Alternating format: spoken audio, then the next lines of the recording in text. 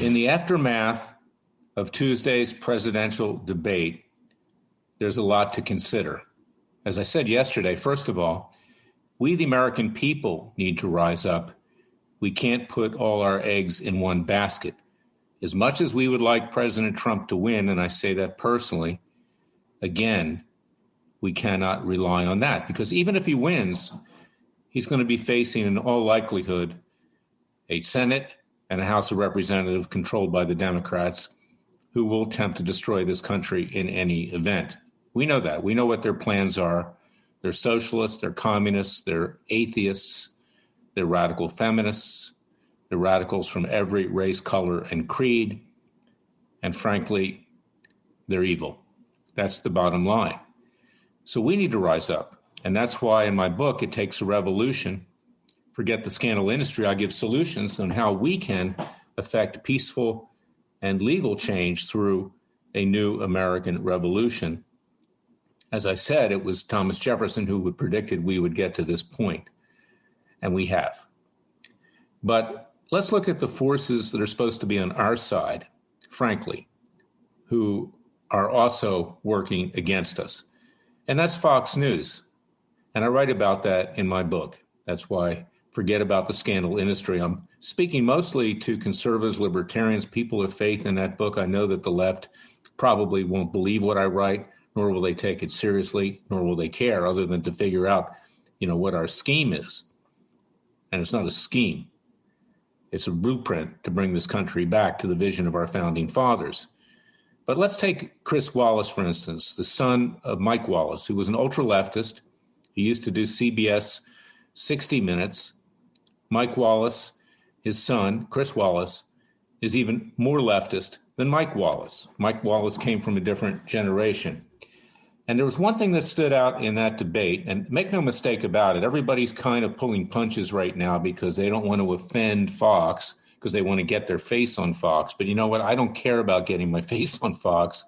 I haven't been on there for a very long time because I've represented people who have been harmed by Fox, and I myself have been discriminated against because I say what I believe, and I'm a strong conservative, and I don't pull punches. I will say that Obama was half Muslim, and that influenced his hatred of Israel and Jews and others. I'll say that he created a race war, a divide. None of that stuff can you say on Fox News. You just can't say it. And that's why, in addition to the difficulties that I've had over the years, I'm not on Fox. But let's talk about Chris Wallace. There was one question in particular. It wasn't a question. It was loaded, which tells you where Fox News is coming from today, despite the fact that you have Hannity's, that you have Laura Ingram's, that you have Tucker Carlson's. As I said, they're exploitive. They take advantage, of that audience at night to boost advertising dollars, and they give false hope to the American people when, in fact, the American people need to know the truth. But Mike Wallace, I keep getting it confused, birds of a feather, father and son. Chris Wallace gave a loaded question about the Proud Boys, a so-called hate group. And the loaded question is, why won't you condemn the white supremacists of Proud Boys? Why did you say there were good people on both sides in the matter that occurred in Charlottesville, Virginia, where there was violence?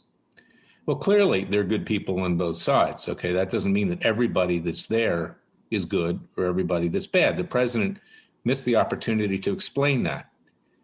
But to be called a hate group by the Southern Poverty Law Center, as they did with the Proud Boys, and frankly, I don't know that much about them, so I'm not defending them, but I'm just saying, is that I know about the Southern Poverty Law Center. And it is a hate group in and of itself. It's funded by George Soros. Conservative groups over the years have considered bringing a lawsuit against the Southern Poverty Law Center. I am ready to do that for people who want to sue them. I myself have been labeled Freedom Watch and Larry Klayman, hate groups and hate people. They are the haters, okay? They're ultra-leftist. They are socialist communists. They are atheists.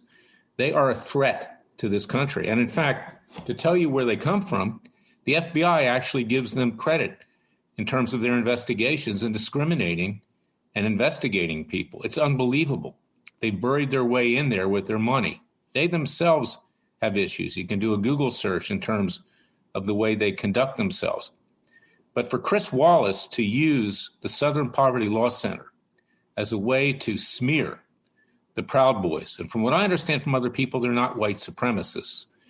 They believe in protecting all races, including white people, and I do too. I think we all are to be treated equal. They are opposing the violence of the ultra-left. Now, I don't vouch for everything any group does. I have no association with them. I don't know much of anything about them. I just know what people have told me. But that was a loaded question by Chris Wallace, and he painted the president as a racist. Clearly, the president is not a racist. And then he painted the president as anti-Semitic. The president comes from New York City. The president has his daughter who converted to Judaism. He has grandchildren who are Jewish. The president is the biggest friend of the Jewish people in the history of this country. He moved the embassy in Tel Aviv to Jerusalem. He has allowed the Israelis to do what they need to do. And he's taken other actions. He's creating peace in the Middle East, and I give him credit for that. He's not an anti-Semite. The left are anti-Semites, and I'll tell you who are the biggest anti-Semites. People on the Jewish left. You know I'm a Jewish Christian, but the Jewish left is vile. They want to destroy the state of Israel.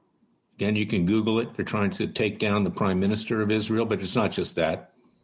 They want to hand the country over to the Palestinians that will create a second Holocaust. And they're supportive of the Palestinians in Gaza and elsewhere. They're supportive of Ilham Omar and of Rashida Tlaib and people like that in the U.S. Congress. The Jewish left is the biggest threat to the Jewish people. And I might say this, is that of all the articles that have been written about me over the years, it's always the Jewish left that takes the most virulent anti-claimant, anti-freedom watch or judicial watch stance. They hate my guts. They hate me because you're not supposed to be conservative if you are Jewish. And I am proudly Jewish. I'm a Zionist. And you're not supposed to believe in Jesus Christ, which I do. I'm Messianic. They resent that.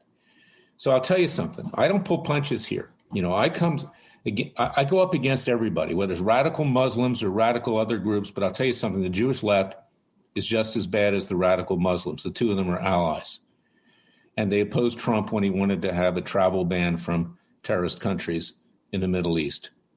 So this is Mike Wallace. By the way, Mike Wallace and Chris Wallace, his son on Fox News, are both of the Jewish left. This is not anti-Semitic. I'm just calling out people who claim to be Jewish. They're not even Jews, in my opinion. They're not, because Jewish people would respect other Jewish people, the 10 Commandments, but they don't. So consequently, this is Chris Wallace. This is the new face of Fox News.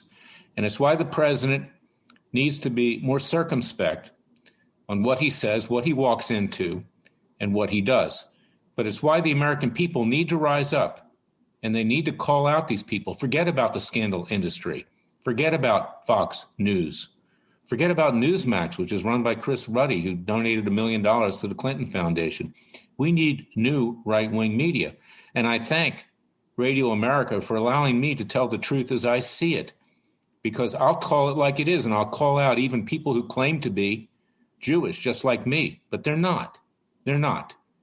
And consequently, for Chris Wallace to set the president up, to brand him as a racist, was one of the most despicable things that has been done in the media over several years. And it came from Fox News, and it's being used against Trump.